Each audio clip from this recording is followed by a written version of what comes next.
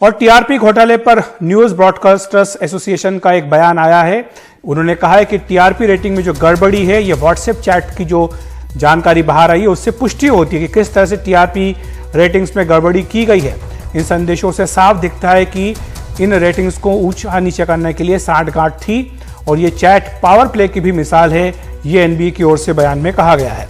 हमारे सहयोगी संकेत उपाध्याय हमारे साथ स्टूडियो में जुड़ गए हैं। संकेत, ये जो चैट लीक हुई हैं और जानकारी सामने आई, उससे ये भी पता लगता है कि किस तरह से टीआरपी रेटिंग्स को ऊंचा नीचा करने के लिए सांठगांठ न केवल की गई है बल्कि अंदर की बातें भी पहुंचाई गई ताकि उनका जो विश्वास है वो बना सके।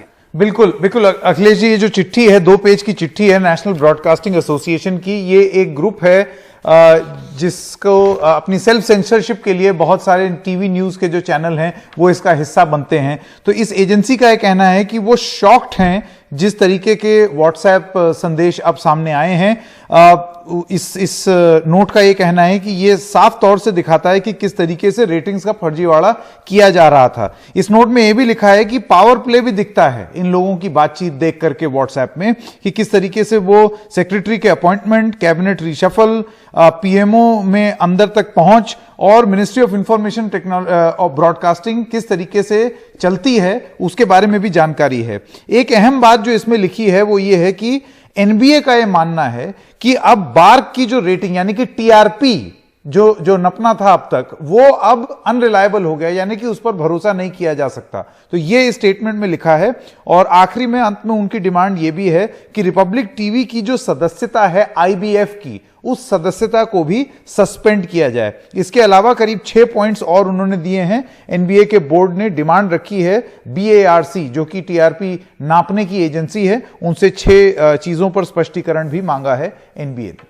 संकेत, हम जानते हैं कुछ समय पहले एक समिति थी जो सूचना प्रसारण मंत्रालय की थी, उसने रिपोर्ट अपनी सौंपी है सूचना प्रसारण मंत्री प्रकाश जावड़ेकर को। उसमें कई सिफारिश की गई हैं टीआरपी व्यवस्था को लेकर, और अब एनबीए भी ये कह रहा है कि जो मौजूदा बार्क व्यवस्था है उसमें अब उनका विश्वास नहीं रहा है। हम जानते हैं कि जब से घोटाला सामने आया है कुछ हफ्तों के लिए टीआरपी रेटिंग्स को सस्पेंड कर दिया गया है। अब आगे आपको क्या लग रहा है, कुछ आगे एक नई व्यवस्था बनती दिख रही जिस पर कि विश्वास कायम हो सके? बिल्कुल अखिलेश जी, ऐसा लग रहा है कि जो बाकी चैनल हैं उनकी तरफ से भी अब ये दबाव पड़ता जा रहा है सरकार पर। जैसे कि आपने एकदम सही कहा, एक समिति है, उसने अपने सुझाव दिए हैं। अब वो उन सुझावों पर, उन प्रस्तावों पर सरकार अमल करेगी या नहीं, ये हम जानेंगे आगे चल के। लेकिन अब जैसे एनबीए की बात करें, बहुत बड़ी एक संगठन है टीवी न्यूज चैनलों का। इस संगठन ने भी ये साफ साफ सामने रखा है कि बार्क आ करके पहले तो साफ बताए कि वो रेटिंग किस तरीके से कलेक्ट करती है, और अगर उसमें अनियमितता हैं जो कि अब दिखाई दे रही हैं, तो आप उसको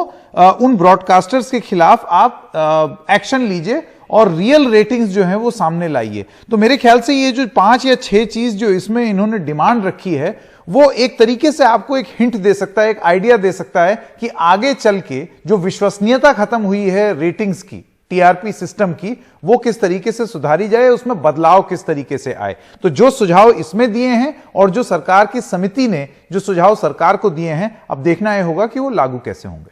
और ये जो पूरा मामला है संकेत, जिसमें कि रिपब्लिक टीवी के अर्नब गोस्वामी का नाम आया, उनके कुछ चैट जो हैं वो जारी हुए, ये इसको कांग्रेस पार्टी ने भी एक राजनीतिक रंग दिया है।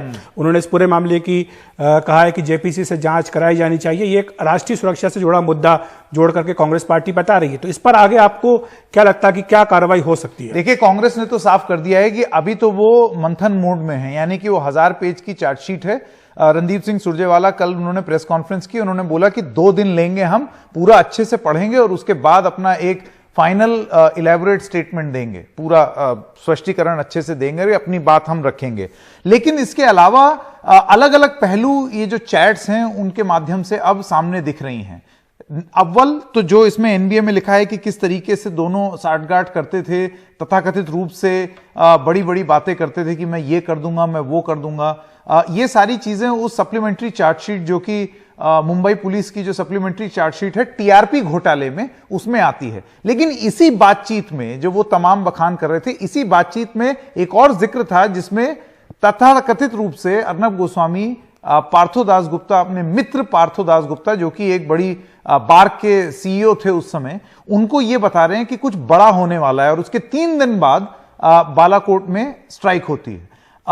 इसको लेकर के अब विपक्ष का यह कहना है कि आपको कैसे पता चल गया 3 दिन पहले, यानी कि सरकार में कोई आपको बता रहा था। अच्छा, सरकार ने आपको बताया, लेकिन आपने उसको आगे अपने दोस्त को क्यों बताया?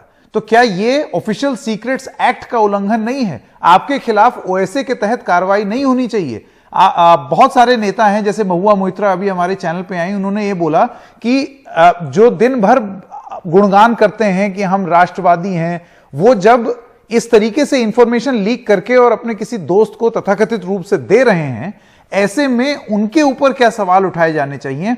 बहुत सारे ऐसे एमपीज हैं, ऐसे सांसद हैं अखिलेश जी, जिनका अब यह कहना है कि आगामी बजट सत्र में वो ये मुद्दा जरूर उठाएंगे और जेपीसी की भी मांग करेंगे। शुक्रिया संकेत आपका इस तमाम जानकारी के लिए।